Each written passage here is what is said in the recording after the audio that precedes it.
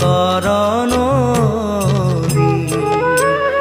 শ্ৰীমন্ত শংকৰে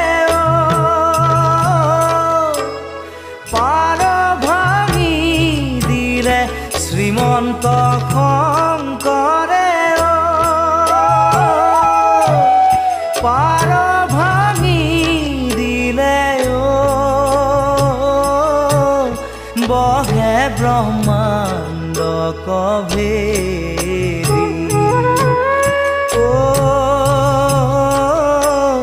বহে ব্ৰহ্মাণ্ড কভেৰি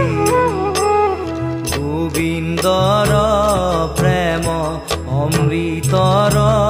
নদী বহে বৈকুণ্ঠৰ পৰা চাৰি পুৰুষাৰ্থ